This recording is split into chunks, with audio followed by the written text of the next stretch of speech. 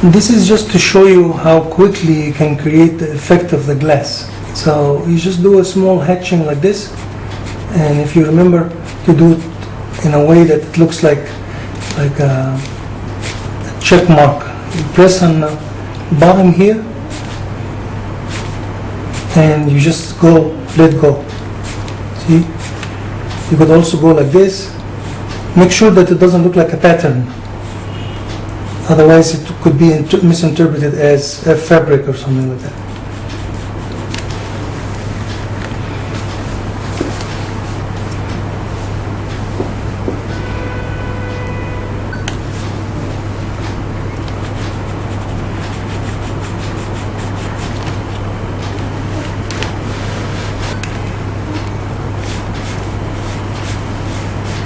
And this is the other window.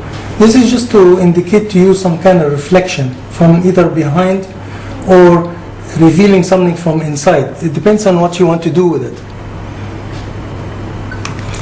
Now here I'm going to assign, as we spoke before, I'm going to assign a light source coming maybe from this direction. So from this direction here, on a 45 degrees approximately angle, anything that is protruding or anything that is raised against the light would look darker.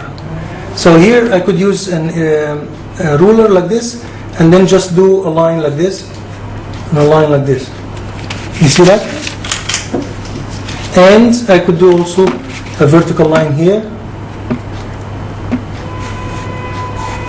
and a vertical line here. Bam, finished. See? That now looks like this frame of the window is higher than the glass. Would you agree? Yes or no? Okay. Now I'm going to continue with the rest of it. This is also a piece of, it could be a brick, or it could be any gypsum material. It's also raised and higher than the level of the surface underneath. So considering the light source again coming from this direction, I'm going to also create some shading here in this angle.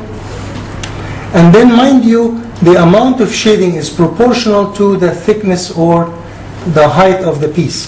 So here it's a bit thicker than the frame of the glass. See that? So now it's coming way up. This here is a bit higher. This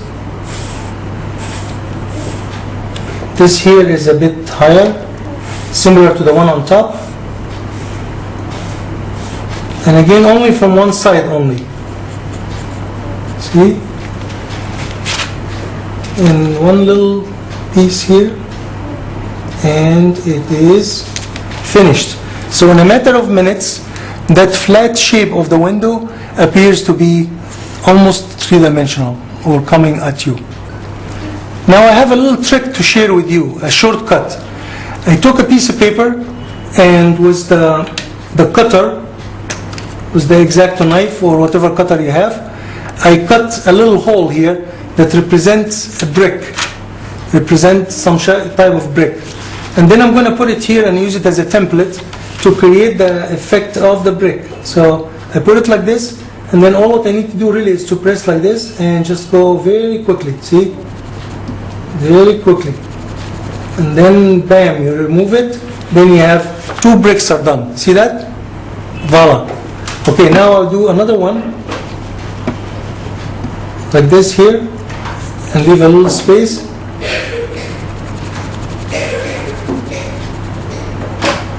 And this is another effect. So I could do a few pieces here.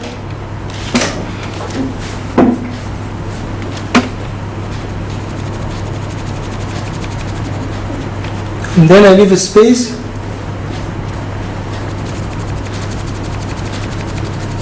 And done. See that? Now as you can see, I add a few more to just give you that ambience or that effect of bricks. Now again, if I may remind you of the light source, each one of these bricks is higher than the surface. So each one of them deserve a little bit of shading here on the corner, opposite to the light source. See, here is one, Here's another one. You see that? See? Now the brick also looks different. As compare this one, for example, to this. This is flat, looks like it's painted on the wall, but the moment I put that L shape shadow, then it become raised. The same thing in this corner, so I'm going to continue to do this and show you what it looked like.